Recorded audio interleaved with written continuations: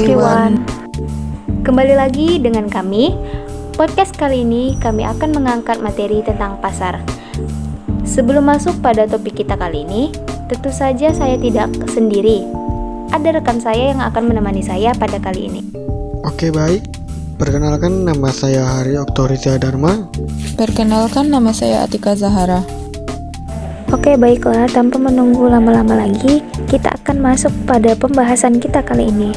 Yang pertama adalah tentang pasar. Definisi pasar. Pasar seperti yang kita tahu, banyak sekali di Indonesia.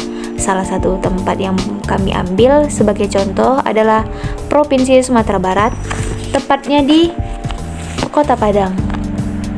Di Padang ada beberapa pasar, contohnya pasar di Lubuk Buaya, Pasar Nanggalo, dan juga Pasar Raya. Sebelumnya, apa sih pasar itu? Pasar adalah tempat atau proses interaksi antara permintaan atau pembeli dan penawaran atau penjual dari suatu barang atau jasa tertentu, sehingga akhirnya dapat menetapkan harga keseimbangan atau harga pasar dan jumlah yang diperdagangkan. Dalam ilmu ekonomi, pasar biasanya terdapat beberapa aspek. Aspek pertama adalah suatu pertemuan, kedua adalah orang yang menjual, tiga adalah orang yang membeli, keempat adalah suatu barang atau jasa tertentu, kelima adalah dengan harga tertentu. Ada tiga faktor utama di dalam pasar. Satu adalah keinginan manusia. Yang dimaksud keinginan manusia di sini adalah keinginan manusia untuk memenuhi kebutuhannya seperti membeli barang, membeli kebutuhan-kebutuhan pokok lainnya, dan sebagainya. Dan yang kedua adalah daya beli. Ketiga adalah tingkah laku dalam pembelian.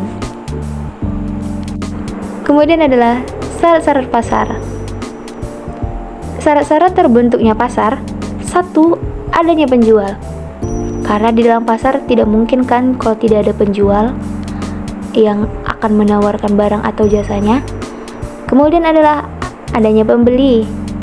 Kalau ada penjual, pasti dong ada pembelinya kan. Pembeli itu seperti kayak orang atau individu yang membutuhkan atau bersedia membeli barang dari si pembeli gitu. Kemudian adalah adanya barang atau jasa yang akan diperjualbelikan. Kalau misalnya ada penjual dan pembeli, otomatis kan ada dong barang yang akan dijual gitu sebagai transaksi mereka gitu. Kemudian adalah terjadinya kesepakatan harga antara penjual dan pembeli, kayak persetujuan gitu antara penjual dan pembeli mengenai nilai barang atau jasa yang akan ditawarkan. Oke, penjelasan selanjutnya adalah tentang jenis-jenis pasar yang akan dijelaskan oleh rekan saya, Atika Zahara. Menurut Atika Zahara, apa saja sih jenis-jenis pasar itu? Jenis pasar berdasarkan bentuk kegiatan. 1. Pasar konkret adalah pasar yang memiliki sejumlah unsur, yakni penjual, pembeli, dan barang yang diperjualbelikan. Contohnya, pasar yang setiap hari dikunjungi. Yang kedua, pasar abstrak adalah pasar yang penjual dan pembeli tidak dapat bertemu langsung, tetapi melakukan transaksi melalui alat komunikasi dan barang yang sudah ditentukan oleh konsumen.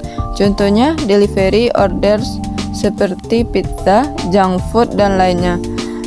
Materi yang kedua, jenis pasar berdasarkan cara transaksi. Berdasarkan cara transaksinya, pasar terbagi menjadi dua jenis, yakni pertama, pasar tradisional adalah pasar yang penjual dan pembelinya dapat melakukan interaksi tawar-menawar secara langsung. Yang kedua, pasar modern adalah pasar yang bersifat modern serta menyediakan sejumlah barang dengan harga yang sudah ditetapkan. Yang ketiga, jenis pasar berdasarkan waktu terjadi. Berdasarkan waktu terjadinya pasar terbagi menjadi 5 antara lain. Yang pertama, pasar harian adalah pasar yang kegiatan jual belinya terjadi setiap hari. Yang kedua, pasar mingguan adalah pasar yang hanya dibuka seminggu sekali. Yang ketiga, pasar bulanan adalah pasar yang hanya dibuka sebulan sekali. Yang keempat, pasar tahunan adalah pasar yang hanya dibuka setahun sekali. Yang kelima, pasar Theomaker adalah pasar yang waktu kegiatan jual belinya tidak menentu. Yang jenis pasar berdasarkan luas jangkauan. Berdasarkan luas jangkauan distribusinya, pasar terbagi menjadi 3. Pertama, pasar lokal. Pasar lokal adalah pasar yang mempertemukan penjual dan pembeli di daerah tertentu. Yang kedua, pasar nasional adalah pasar yang mempertemukan penjual dan pembeli dari berbagai daerah di suatu negara. Yang ketiga, pasar internasional adalah pasar yang mempertemukan penjual dan pembeli dari berbagai belahan dunia. Yang kelima, jenis pasar berdasarkan hubungan dengan proses produksi. Berdasarkan hubungan dengan produksinya, dibagi menjadi 2 jenis, yakni 1. Pasar input adalah pasar yang di dalamnya terdapat interaksi permintaan dan penawaran pada suatu barang atau jasa sebagai bentuk masukan pada proses produksinya.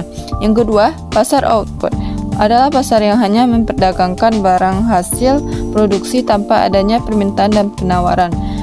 Yang jenis pasar berdasarkan barang yang dijual berdasarkan hubungan dengan produksinya. Pasar dibagi menjadi 2 jenis, yakni pertama, pasar barang konsumsi, yakni pasar yang memperjualbelikan kebutuhan sehari-hari. Contohnya, pasar buah-buahan, pasar ikan, supermarket, mal, dan sebagainya. Yang kedua, pasar barang produksi, yakni pasar yang menyediakan faktor-faktor produksi, contoh pasar tenaga kerja dan pasar modal. Jenis pasar berdasarkan struktur. Berdasarkan strukturnya, pasar terbagi menjadi 2, yakni pasar persaingan sempurna dan persaingan tidak sempurna. Penjelasan pasar persaingan sempurna adalah pasar yang terdapat banyak penjual dan pembelinya yang mengetahui situasi pasar. Barangnya homogen dan harga ditentukan kekuatan pasar.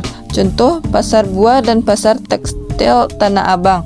Yang kedua, pasar persaingan tidak sempurna adalah pasar yang penjual dan pembelinya bebas menentukan harga dan jumlah barang.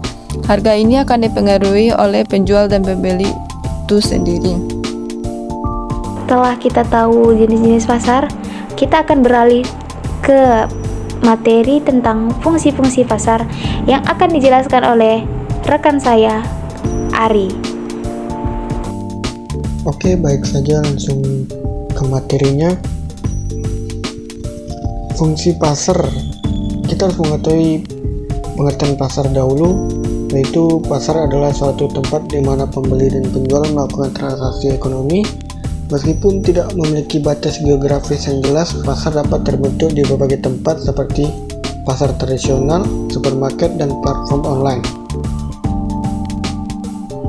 Pasar juga memainkan peran dan fungsi yang sangat penting dalam kegiatan ekonomi suatu negara. Sebagai mekanisme yang menghubungkan pembeli dan penjual, pasar memiliki beberapa peran dan fungsi yang sangat vital, diantaranya yaitu yang pertama, menentukan harga. Pasar berperan dalam menentukan harga barang dan jasa yang diperdagangkan. Harga ditentukan berdasarkan permintaan dan penawaran di pasar. Yang kedua, mengalokasikan sumber daya. Pasar berfungsi sebagai alat alokasi sumber daya yang efisien dalam masyarakat. Dalam pasar, sumber daya dialokasikan kepada produsen yang paling efisien dan produk yang paling diminati oleh konsumen. Yang ketiga, memotivasi efisiensi.